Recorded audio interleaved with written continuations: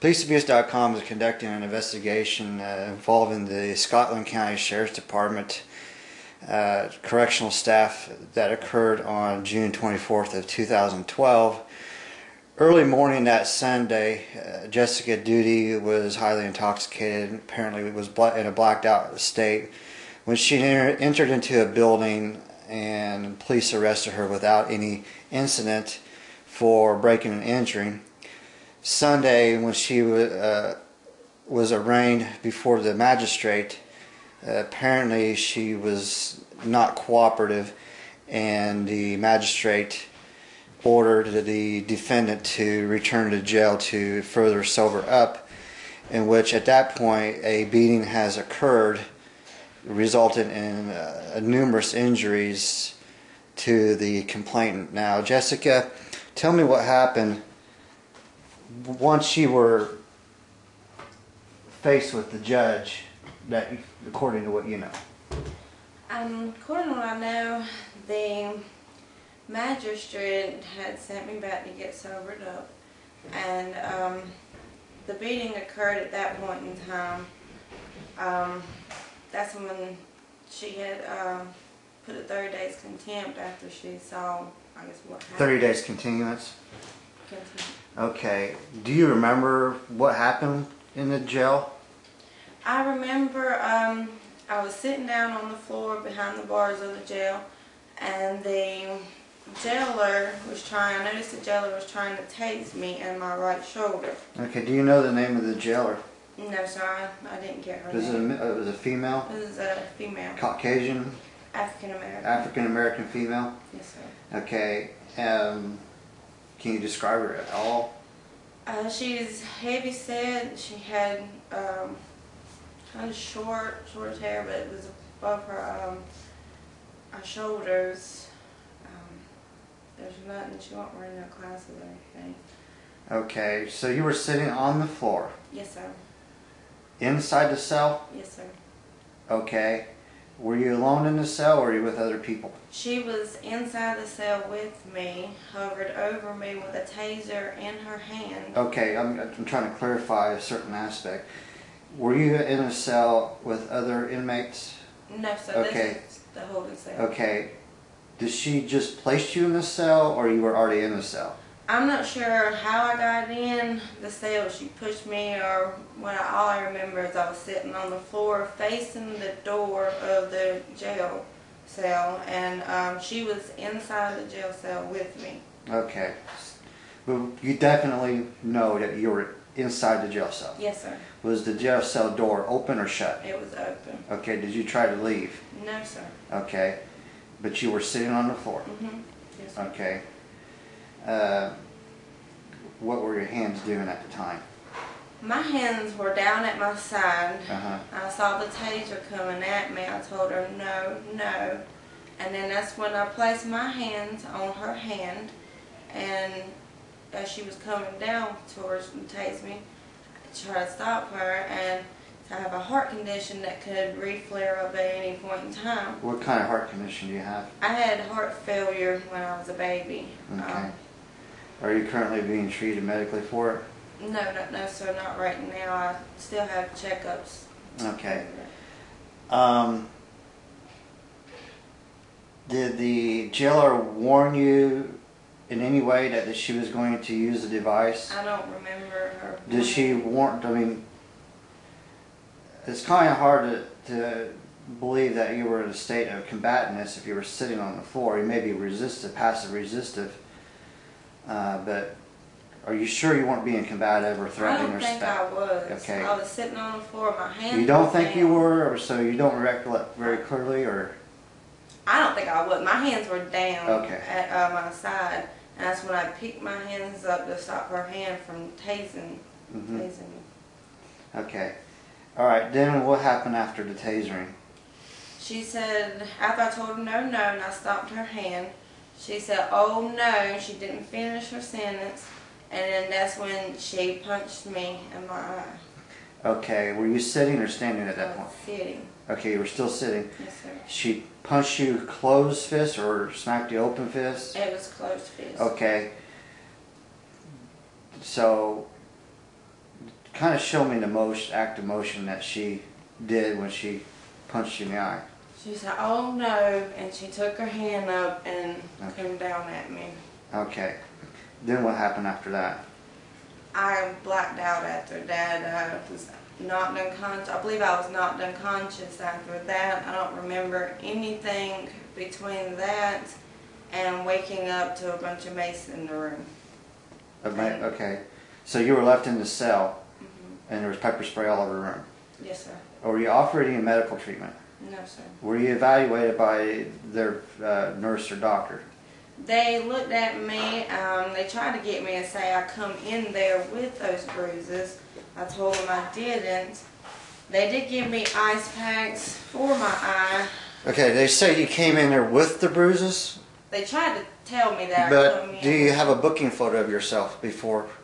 No, sir. They took my mugshot after Okay. I spent the night Let's there. go ahead and view some of the photographic evidence that your fiance has with him on the laptop.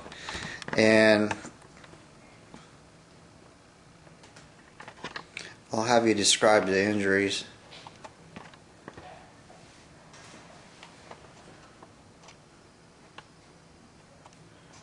Okay, kind of tilt it to your left a little bit. The computer is kind of leveled out. All right, tilt it there, or just lower your knee. There we go.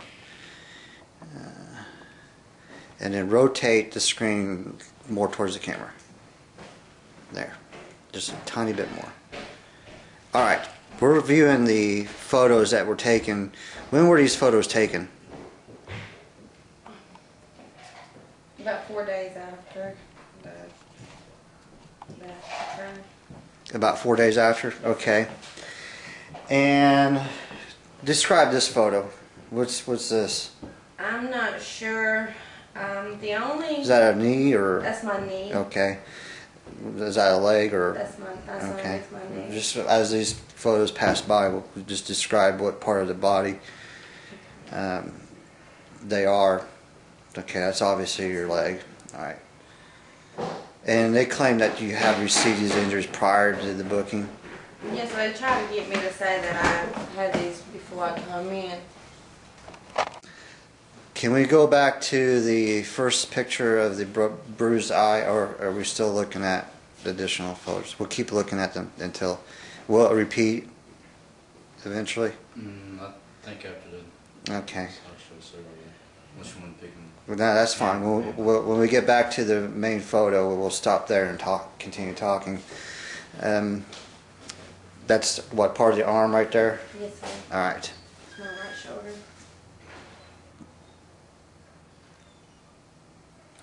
Now, I want to let you know that I'm a retired police officer, and I also am a former correctional officer for the Illinois Department of Corrections.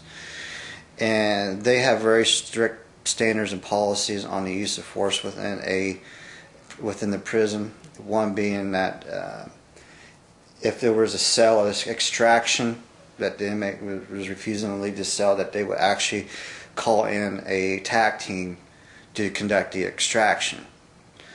And they will the lieutenant that oversees the extraction will warn the inmate several times that if they don't cooperate, they will be physically removed with the TAC team, and they would use tactical gear to do that. And on top of that, they would videotape the cell extraction, and any injury sustained from the extraction, the inmate would immediately be taken to the medical facility for treatment. Okay, that's the standard protocol for the Illinois Department of Corrections and most sophisticated correctional facilities in America. Okay, this doesn't seem like it was a cell extraction. In my opinion, as a correctional officer, if I was a correctional officer, if I had somebody resistant and didn't want to cooperate, and they're already sitting in a jail cell, I would simply shut the door and leave them alone. They're not going anywhere. Okay. On the use of force, whether you're law enforcement or a correctional officer, there are specific instructions not to use any blunt objects or any blows directly to the head, because that is actually considered a high level of force, almost close to deadly force. Okay, any force that's used should not include any strikes to the head. Upon the time you were released from the jail, did you go to the emergency room or the doctor? Yes, sir. Okay, how soon did you go after? As soon as I went home. I went to my fiance's mother's house and I took me a shower and got cleaned up a little bit, and I went to the emergency room there in Pinehurst. Okay, and what were you treated for?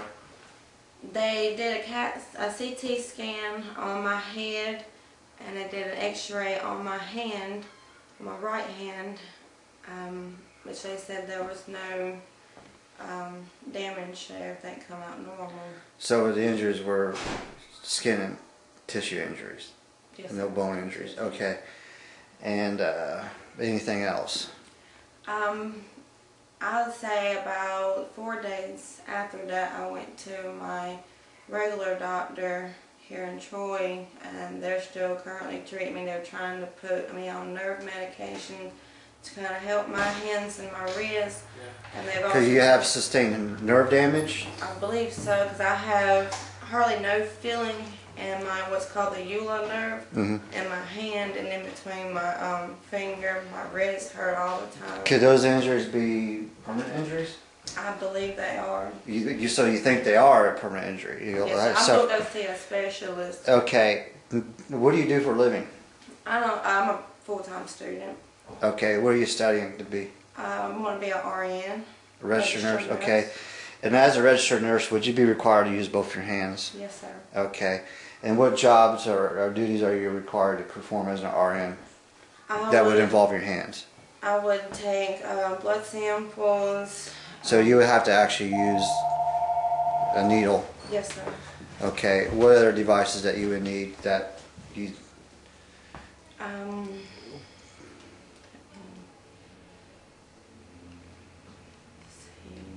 Cleaning up wounds, changing beds. And you feel that your injuries would affect your ability to do those jobs? Yes, sir. How old are you? 26. Okay. And how close are you from graduating? I'm almost done my LPN. That's what I'm doing now. I got just a couple more semesters and I'll be done with it. So you have a very And then- great potential of graduating within Yes. the next few months and going into practice. But now you have this injury, it may become a dilemma to you, and you're unsure whether or not you'll be able to pursue your career as you envisioned initially. Yes, sir. Okay. All right. Thank you very much.